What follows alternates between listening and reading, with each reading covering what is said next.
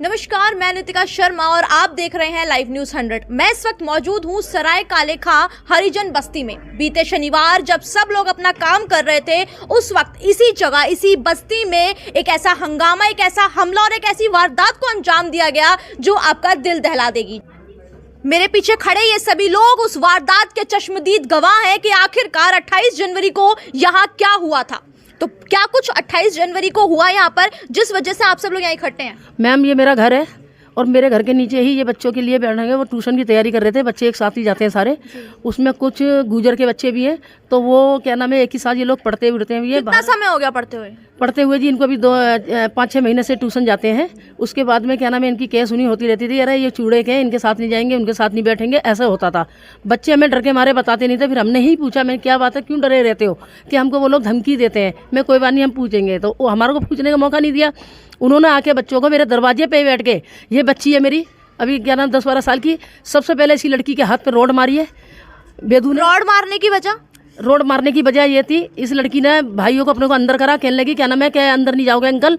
तो इसको धक्का मार के एकदम इसके मारा गया। फिर इन बच्चों को खींच के इन्होंने यहाँ गली में मारा के, साले भंगी हो, इधर आओ, तुम ज्यादा उछल रहे हो, ज्यादा। क्या वो अपने घर से औजार लेकर, रॉड लेकर आए थे आप लोगों को मारने के लिए? हाँ जी, सबके पास हथियार थे, पीछे लगाए हुए थे, और जिसमें कि देसी कट्टा भी था। उन्होंने कहा अगर ज्यादा बोलोगे तो यहीं पे फायरिंग होगी, और वह कायदा दिखाई भी है उन्होंने, जिसमें कि हमारे केजरीवाल के जो कैमरे लगे हुए हैं उसमें एक आध कैमरा हमारा चल रहा है, एक आध नहीं चल रहा, लेकिन दिखाया कट्टा उस जगह है जिस जगह कैमरे की फुटेज नहीं आ सकती।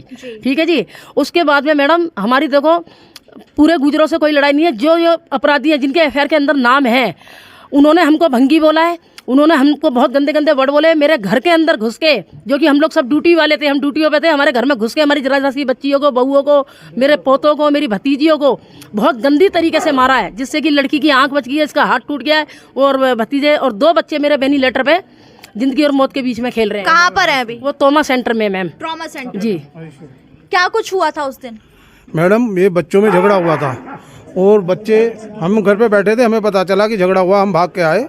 तो बच्चों का जो झगड़ा हो रहा था, हमने दोनों तरफ को कहा, अपने बच्चों को धमकाया, अपने घर भेज दिया। उन्होंने भी कहा कि आप अपने घर जाओ।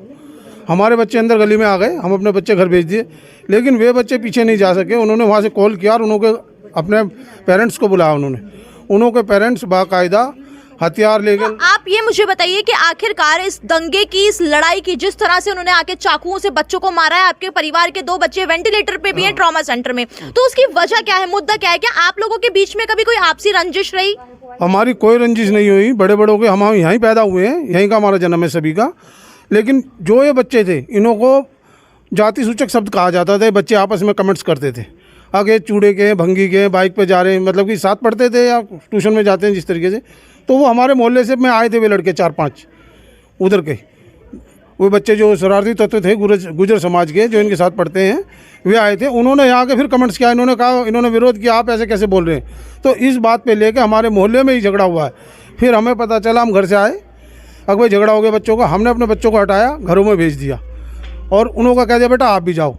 लेकिन उन्होंने अपने पेरेंट्स को फ़ोन किया, और उधर से वे लाठी डंडे और हथियारों से लैस होके और हमारे आगे सीधे घरों में बढ़ गए। जो बच्चे थे हमारे, उन्हों के बहन हो, बेटी हो, जो भी रास्ते में मिला उनको मारा है, राड़ मारी एक को, वो यहीं घिसर गया। ठीक, एक घर है, उसमें अंदर एक लड़का था निखिल नाम का, जो वेंटिलेटर पे है। तो मतलब उन्होंने सबके घर में जाकर लोगों को वहाँ पे मारा है? जो भी रास्ते में मिला, एनीवे, किसी का हाथ तोड़ दिया, किसी का सर फोड़ दिया, किसी का पैर में लगाया, जबकि 12-13 आदमी इंजर्ड है हमारे यहाँ पे। तो एक परिवार से 12-13 लोग ट्रॉमा में हैं? एक परिवार से तो 6 आदमियों को चोट लगी, एक परिवार से पूरे घर में बढ़ गए। एक परिवार से 3 आदमियों को चोट लगी, और जो एक परिवार से 1 आदमी को चोट, जो भी रास्ते में मिला मारते चले गए वो। हम सब अपने दरवाजे बंद कर लिए हमने, लेकिन उन्होंने ताले तोड़ दिए। और जो वो 6 इंजर्ड हैं, उनका तो अंदर से कुंडी बंद थी, वो तोड़ दिया, पूरे घर में चढ़ गए और बाहर खींच के उनको मारा। एक लड़के को यहाँ पे छाती पे, जो इंजर्ड है, अंशु नाम है ना, हाँ, उसको यहाँ पे दिल पे, हार्ट पे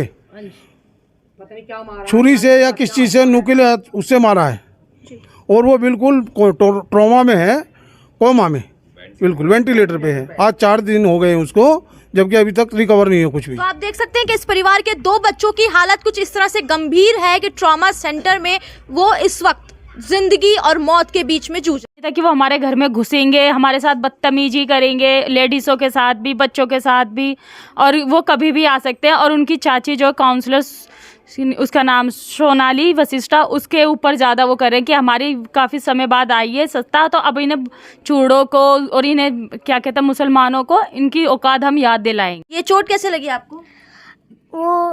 मैं टीवी देख रही थी, वो हमारे घर में घुस गए थे 3-4 अंकल, तो सबको मार रहे थे, तो मेरे भी लग गई है। कौन अंकल थे, आप जानते हो उन्हें? हाँ, कौन है? काले खां के जो इधर रहते हैं। अच्छा, मतलब आपके आसपास में ही रहते हैं। तो क्यों मार रहे थे? आपकी कोई लड़ाई हुई थी उनसे? नहीं, कोई लड़ाई नहीं हुई थी। बच्चों की मुजोरी कुछ इस तरह से बढ़ गई कि ये वही जगह है, आप देख सकते हैं कि यहाँ से वो लोग औजारों से, रोडों से, चाकुओं से लेस यहाँ पर आए हैं और सीधा इस घर में घुसकर उन्होंने हमला करना शुरू किया है। यहाँ पर रहे बच्चे, बूढ़े, औरतें, किसी को भी नहीं छोड़ा। ऐसा माहौल बना हुआ है इस वक्त यहाँ पर। इस वक्त हमारे बच्चे बाहर नहीं जा सकते बिल्कुल भी। हमारे बच्चों को हमें डर है कभी मार दे, कुछ चक्कू छुरी, और बच्चों को हमारे तक को धमकी दी है कि हम तुम्हारा बुरा हाल कर देंगे। तो बच्चों की जो पढ़ाई लिखाई है, आना जाना, उसमें फर्क नहीं होता। हमने स्कूल में फोन कर दिया, हम अपने बच्चों को अभी नहीं भेज सकते। डर लग रहा है हमें अपने बच्चों का बहुत ज्यादा।